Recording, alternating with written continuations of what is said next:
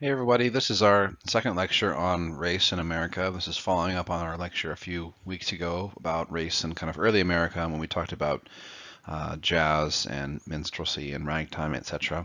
We're going to be looking at rock and roll and rap and discussing how race has been kind of at the center of a lot of the narratives we tell ourselves about the history of these genres of music and about how it continues to play a pretty strong role in how we envision artists as part of groups, whether or not they be rap artists or rock artists, and really how we hear music coming out of the rock and rap genre. Really, race is very central to how we conceptualize and understand and listen to music.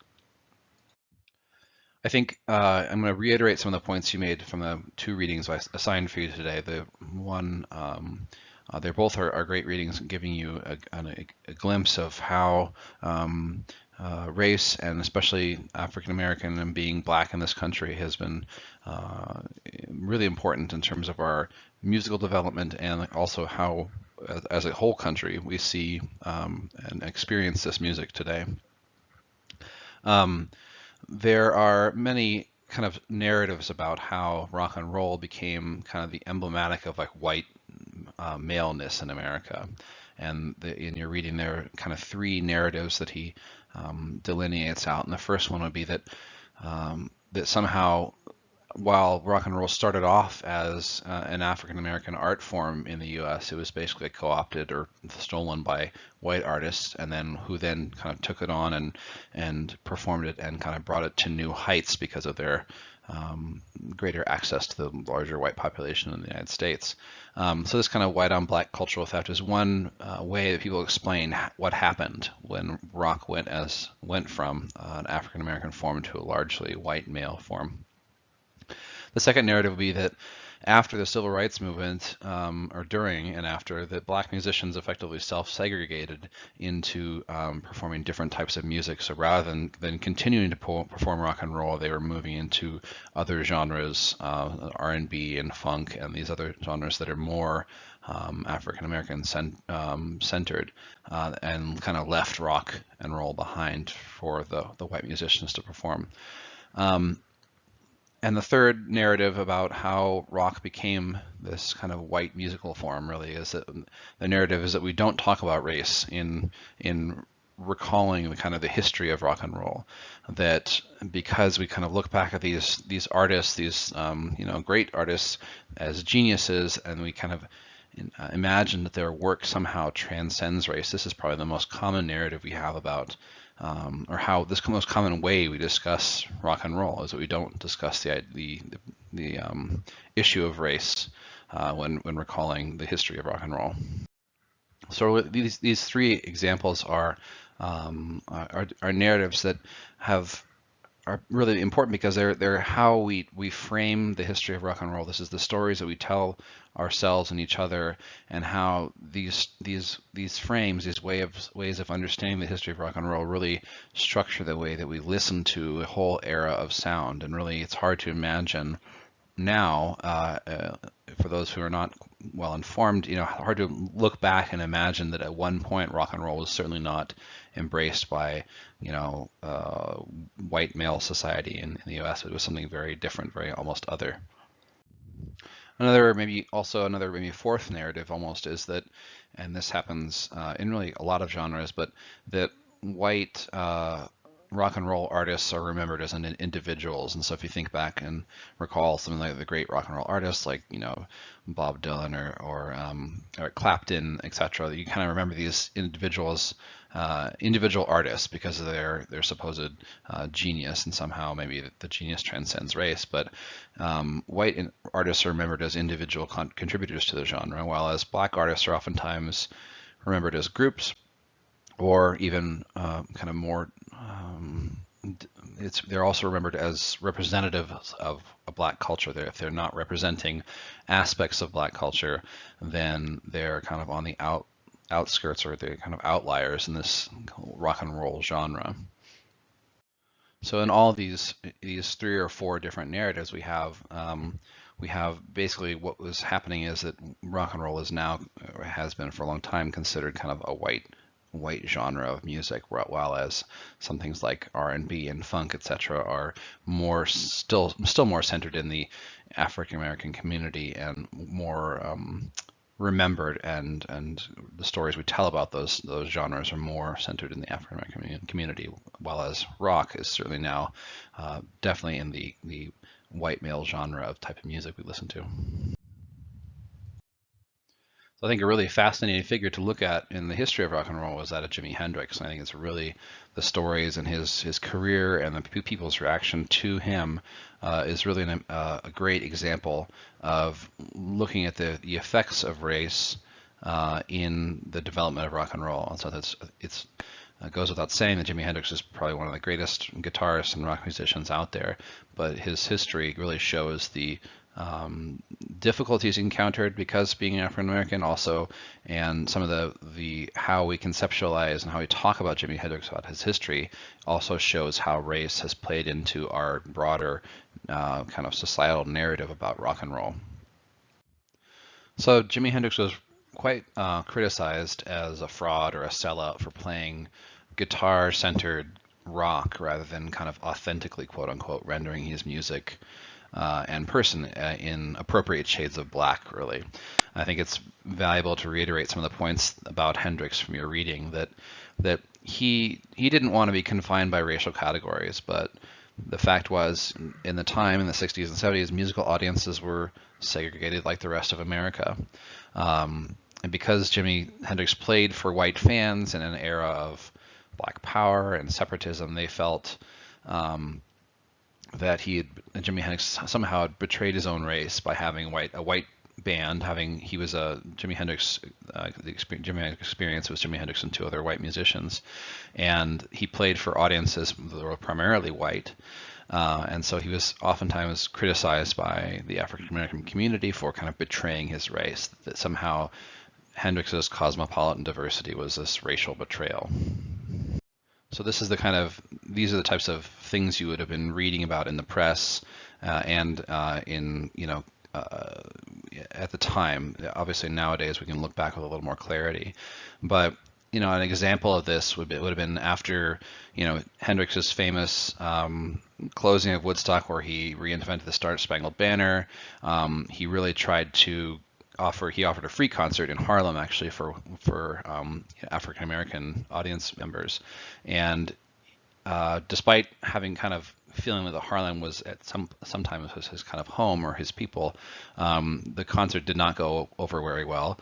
People were throwing bottles at him, throwing eggs, and he really basically booing him the entire time. And this was really a reaction to the black community's perception that he was betraying his roots or his authentic person by playing guitar-centered white rock and roll music. Hendrix as a figure in rock and roll's history is also complicated by the fact that he may have been really the first black sex symbol that white America was embraced. At a time when segregation was in quite full force, that a black man could be killed for being with a white woman, and Hendrix was surrounded by white women. He performed for white women. He was gyrating on his guitar for thousands of cheering white girls. This was kind of an additional point of friction, I think, that people saw in Hendrix's performance. And so while during Hendrix's performing time, I think audiences did recognize his race, but oftentimes what they saw was a person performing, and they didn't necessarily go beyond that kind of performative aspect of Hendrix as a person. And we'll see this again, this kind of failure to recognize the performative aspect of music. We'll see this again with kind of gangster rap and stuff like that in later slides in this lecture. But really what people saw on stage when Jimi Hendrix was performing, they saw really a stereotype of a kind of a hypersexual black man who was, again, gyrating on his guitar, flicking his tongue at, the thousands of adoring fans, etc. And this carried over into the media's portrayal of Jimi Hendrix as, as Rolling Stone called him a psychedelic super spade, and another magazine called him the wild man of Borneo. And so what you have is a lot of these kind of racial stereotypes coming out in the media, and also the fact that Jimi Hendrix was performing this identity on stage. That has to be it can be easily kind of recognized now, but I think at the time, his performance was kind of taken as at face value.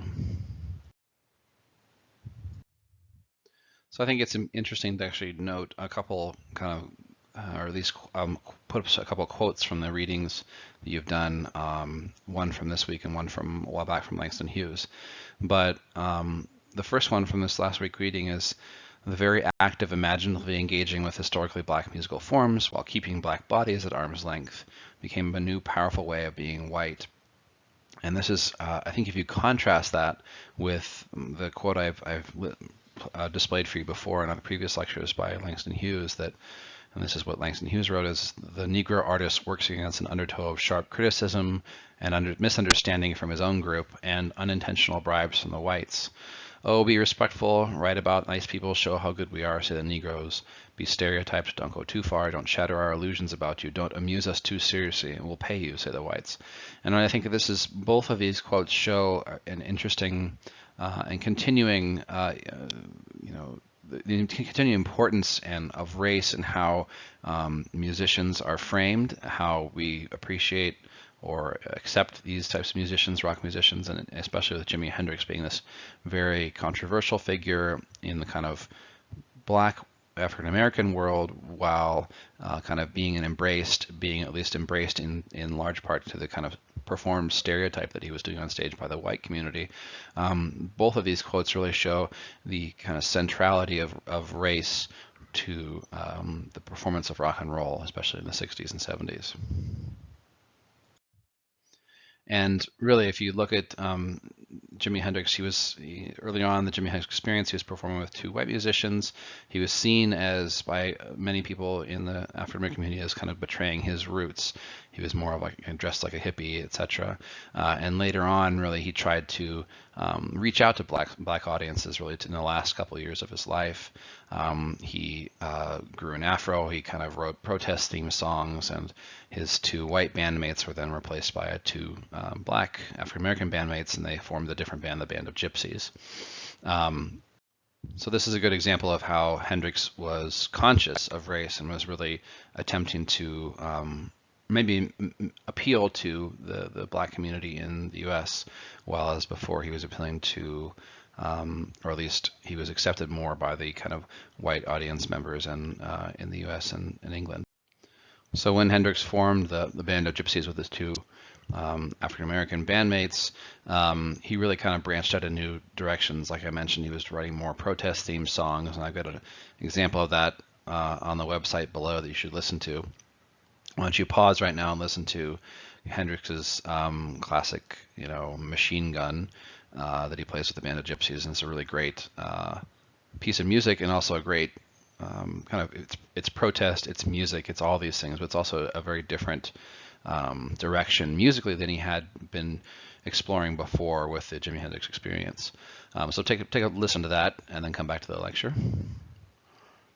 And what you hear with Machine Gun is really Hendrix is reaching out and trying to broaden his artistic adventures. Really, he said he was tired of the kind of sexual showmanship that he was playing on stage, that psychedelic super spade as he had been labeled, and he was really reaching out and going in different directions. He was befriending people like Miles Davis, and he was experimenting with larger bands and adding different types of instruments and percussions to his music, kind of crossing over jazz and funk and rock and roll. And so it was a conscious decision in Hendrix's way to at least address some of the criticisms that he had been receiving about betraying his race, essentially, with his previous rock music performances. So in your reading again, it mentions that that it would be a mistake to kind of assume that Jimi Hendrix was becoming more of a black militant, which was kind of the black power movements of the 60s were in full force. But really, if you look back at his upbringing, Hendrix grew up in a place in a very multicultural, kind of cosmopolitan environment. And here's a picture of him in elementary school. See if you can find him if you know where he is.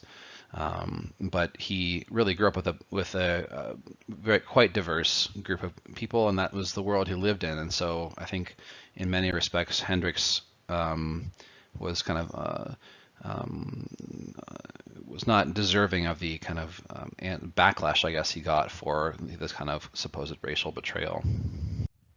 So if you look on the screen, actually Hendrix is over there on your left side in the stripes, smiling with a nice crew cut, but it's still a great picture to show kind of the diversity from the diverse upbringing that he came from. And so I think today you see some of the kind of barriers to seeing Hendrix as a black artist. While I was in the 60s, he wasn't really it was a challenge, I guess, to see his race as kind of forefront. But now, Hendrix has been sampled by a lot of different artists, a lot of hip hop artists, and I think people are becoming more aware of the kind of influence of race and the role of race in Jimi Hendrix's music, and especially now, I think you're also seeing that rock and roll is no longer really the genre, the white man's genre, but it's actually much more diverse. And I think Hendrix has a large made a large contribution to creating that kind of cosmopolitan diversity. Another band, I think, merely the Rolling Stones are one of the best ways of exemplifying the kind of racial realignment of the 1960s and 70s. The Rolling Stones were obsessed with African American musical styles, blues, all these different kind of styles that they try to champion. Really, they were great champions of African American music and musicians, and their obsession was seen as this kind of strange thing by white America, by white England, etc. But they were seen at this band. They weren't black musicians, but they weren't quote properly white, because their obsession with his African American musical forms seemed out of bounds. So while the Beatles may have encountered some hostility in America, it was really nothing compared to what the Rolling Stones encountered. The Beatles were seen as, I don't know how they were seen, specifically, but the Rolling Stones were seen as almost more of a threat, while the Beatles were kind of a much milder version, a band coming out of England. So a lot of the Rolling Stones music was, it pushed boundaries. They have one of the first songs that really explicitly deals with drug abuse in their song Mother's Little Helper. They have other songs that are dealing with kind of sexually subversive themes like Paint It Black. And most of their music heavily draws on African American traditions, and is really pushing the boundaries of acceptable music, acceptable behavior, and so they're kind of very controversial in that respect. But it's interesting to look back on this kind of white band of English band and see the language that was used to describe them at the time. And really, the discourse surrounding the Rolling Stones was quite littered with language and the imageries of kind of racial threat. So there are questions like, would you let your daughter or sister date a Rolling Stone? And this is kind of recalling the kind of fearful language that was, and language and fear that there was something wrong with interracial marriage, interracial sex. And the Stones were criticized as being androgynous. They're criticized by their hair. They're criticized for their appearance. They were likened to Neanderthals or animals, and all of these types of all these languages, all these descriptions were also things that are commonly used for Black Americans, Black artists. So they're this kind of dehumanizing language is echoed in the Rolling Stones when people describe the Rolling Stones, and also with the African American performers, artists in the U.S. as well. And the Stones pushed some of these things. The Stones really kind of pushed their image as kind of transgressive type rock. Their music and their flirtation with violence, etc., really pressed some in some quarters of America. But it's a good example of how music was used not only as protest, but as cultural commentary, as social commentary. And I think one of their great songs, really classic songs, and one that kind of exemplifies this most is the song "Gimme Shelter." And this is Gimme Shelter, I've again linked a little video of Gimme Shelter and the kind of the taping of the woman's voice that you'll, I'm sure, recognize once you hear it, so you can listen to that. If you'd like, you can pause now and come back to the lecture. But Gimme Shelter is really a song protesting war and violence. It's an quote apocalyptic flood blues song that's been used in really so many other media examples since then. So not only in their music, but also, if you recall, at their concerts, there was a murder at their concerts, one of their concerts. The Stones really kind of flirted with this violence and kind of pushed the boundaries of what was acceptable. So in addition to their kind of the flirtation with violence in their lyrics and then the kind of stage presence, etc., the Stones are obviously really well known for their association with black musicians, with Muddy Waters, with they actually Prince opened for them at one point. So they're very strongly associated with the kind of African American musical figures. So much so that they were transgressing racial boundaries, hardened racial boundaries at the time. But it's interesting what happened in the media portrayal and kind of how we remember the Rolling Stones. And I think your reading says it best. And it really says that instead of resounding as challengers to rock's hardening racial orthodoxy and increasing the overwhelming whiteness, the Rolling Stones were gradually recast as the original, quote, the real, and finally like kind of the establishment type rock. And this really continued into the 1970s, where many rock bands made the kind of musical violence pioneered by the Stones into just another marker of kind of white rock, really. The violence often served no political purpose and had really no imaginative purpose either. It was just another way of being a white rock band, kind of being this violent, transgressive image. And that was one thing, as you're reading again, notes that the Rolling Stones were never interested in just becoming a white rock band. They were absolutely they acknowledged their debt and their interest in African American musical forms, but as time went on, they were cast. The Rolling Stones were the ones cast as the original kind of the rock band to emulate, and their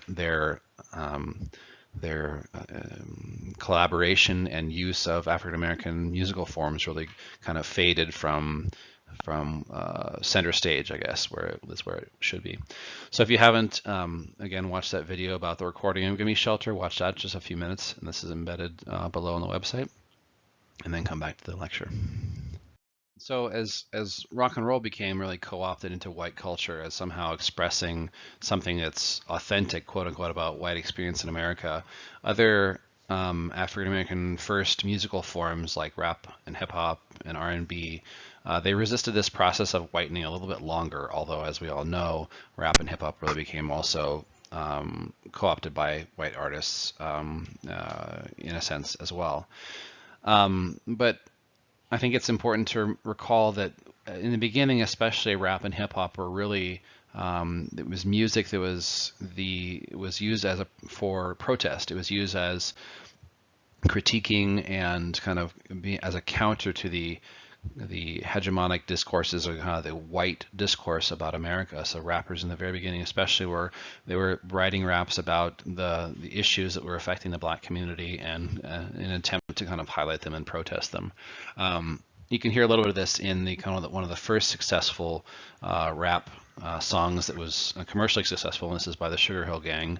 This is called Rapper's Delight, and you listen to it. I linked it below the lecture, and I think listen to it and try to imagine this in 1979 as really kind of groundbreaking musical genre, and you can hear some of this protest as some kind of counter-hegemonic discourse in the Sugar Hill Gang, Rapper's Delight, and we'll see how that changes as time goes on with rap and hip hop.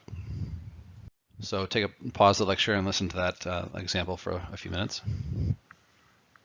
And really, what you hear in rap and hip hop is that it's an art form that co-opts and commodifies lots of different types of music, different types of media for a new consumption. So it's kind of a blending of various music. So there's a lot of sampling going on, and this is a way of creating a new music. Rappers have also been on the fringes, I guess I should say a little bit. They have always rappers have always been kind of because they're protesting the kind of the hegemonic discourse of America, the kind of white cultural discourse. They're always been kind of, in a sense, put in the place of the quote capital O other, and really this being placed in this kind of the position of the other really has in some ways disrupts the African American citizens' ability to transcend and envision themselves as liberated people. So rap in some ways is interesting as an expression of protest, an expression of dissent, but also in continually being placed in this category as other or not part of the normal narrative or cultural discourse, that it's also limiting in some respects. And I think as we see in the next few slides, rap can be a means of protest, but also can be limiting in the fact that it's always being put into this quote other position. So now I want to pause for just a few minutes and have you guys watch a great new documentary by PBS and the BBC called Fight the Power, How Hip Hop Changed the World. There is the first episode's out called The Foundation. I want you to watch as much of that as you can. It's a great kind of cultural look at the kind of the culture that kind of birthed hip hop. So before hip hop actually started out, and then they were kind of very beginning of it. So take a break from the lecture here and watch that for as much as you can, and then come back and we'll discuss a little bit, some of the themes from the video. So hopefully you enjoyed the Fight the Power documentary. Hopefully you got into about at least the 40 minutes or even beyond 40 minutes where they're kind of really starting at the beginning of hip hop coming out. And they ended with really kind of one of the most important albums, videos coming out there in 1982 by Grandmaster Flash and the Furious Five. This was the song called The Message. It was released by Sugar Hill Records, the same records that released Rapper's Delight, kind of the first commercial rap album.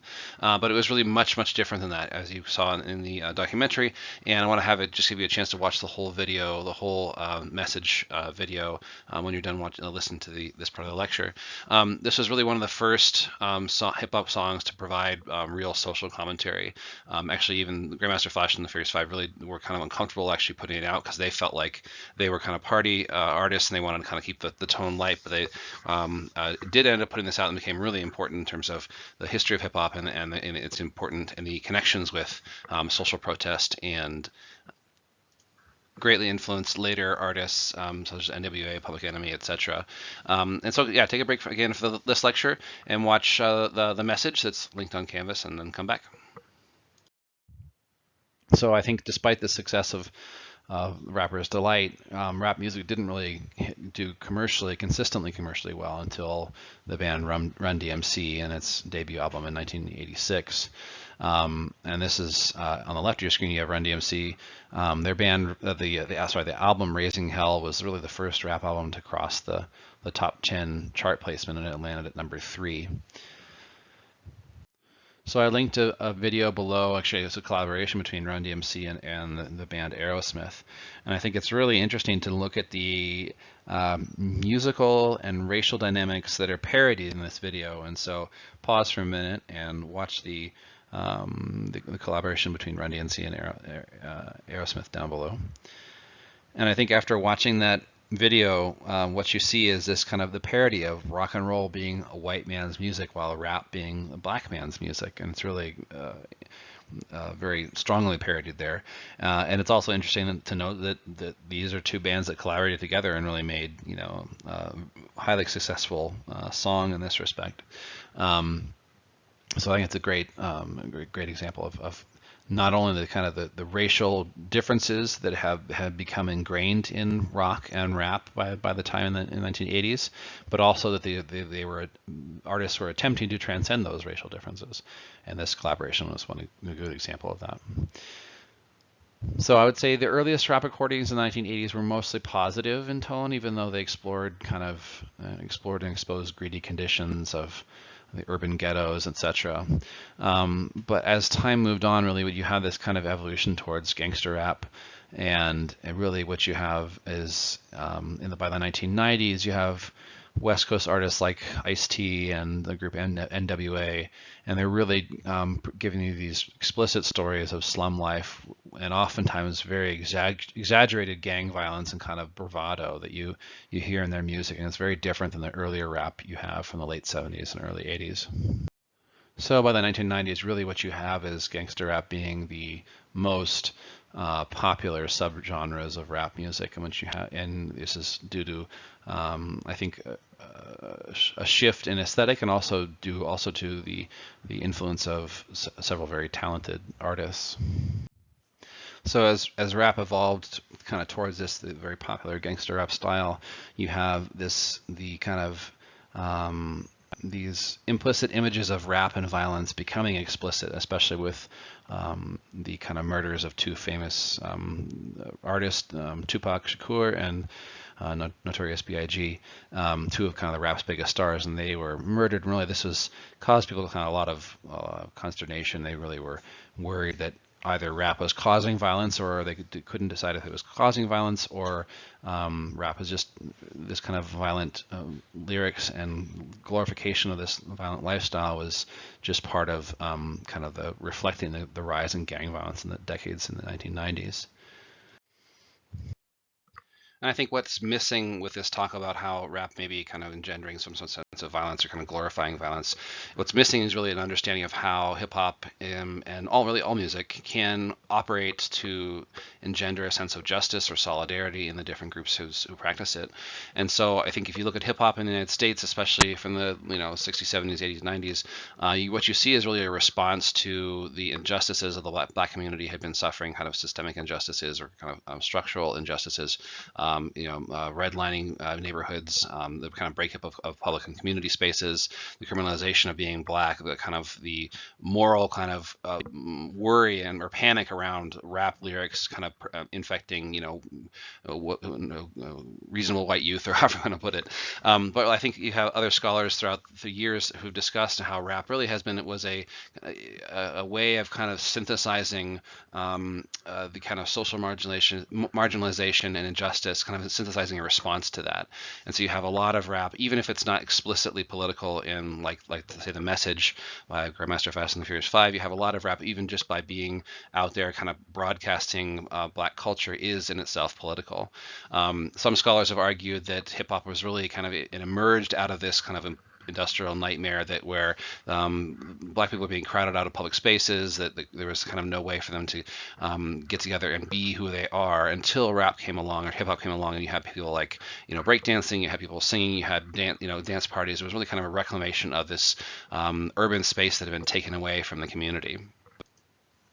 So in a way, when you had artists and people kind of throwing these block parties and things you see kind of, especially early on in earlier rap videos and read histories about them, you have people kind of reclaiming space. They're reclaiming abandoned parks, they're reclaiming empty lots or street corners, etc. And they're using music and dance, etc. To create a safe space, really, a kind of a political space as well.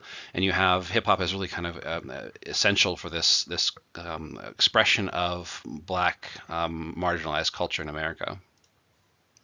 So knowing that history, I want to ask you, how does music engender justice or sense of justice or solidarity?